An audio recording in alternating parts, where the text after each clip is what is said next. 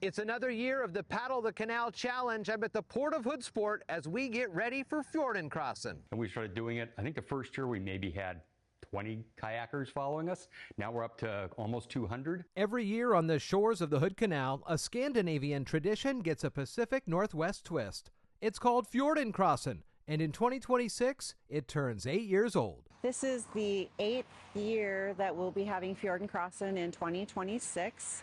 It has grown exponentially. I've seen over the years the Paddle the Canal Challenge in particular grow to almost 200 paddlers, and we have over 500 festival goers. At the heart of it all is a barrel and a tradition of crossing the fjord and back. Aquavit's traditionally a Scandinavian botanical spirit, meaning a base spirit redistilled with herbs, caraway being the primary herb. This one happens to be aged in the tradition of Linie Aquavit that goes across the equator in a boat, in a barrel. So we take it across the fjord. The paddle is the centerpiece, but the festival on shore has become its own draw. Non-paddlers will be able to enjoy our Aquavit Grotto.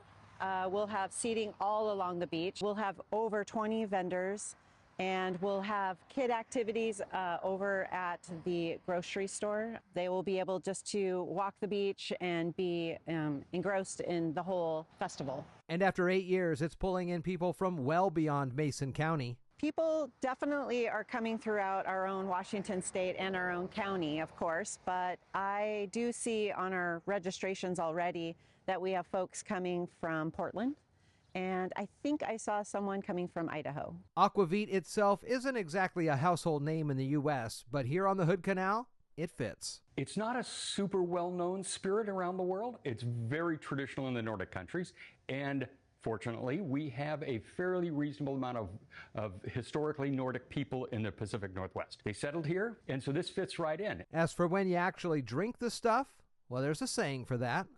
You drink Aquavit really sort of 2 big times in the year. Too much sun and not enough sun. For a town this size, an event this big takes the whole community. A festival like this in Hoodsport really brings the community together. We're seeing all businesses really jumping in this year, as we have in years past.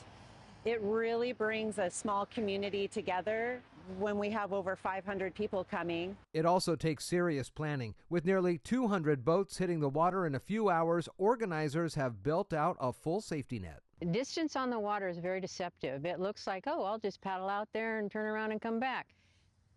It's probably almost 2 miles across, and that's a long ways. So having a safety net on the water that can help us paddler that's in distress, or God forbid a wind come up and knock a paddler in the water, we have that marine team in the water, on the water there, ready to assist. Cindy's advice for anyone headed out? Be dressed for immersion. The last thing you want to do is go in the water, but if you do go in the water, having a heavy boot on or heavy cotton jeans on or a heavy sweatshirt, that's only going to soak up the water and make you heavier in the water. So number one, have a PFD on, or otherwise known as a life jacket.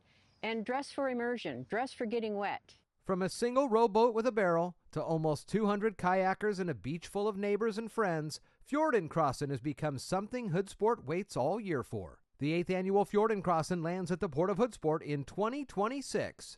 Bring a paddle or just bring a chair.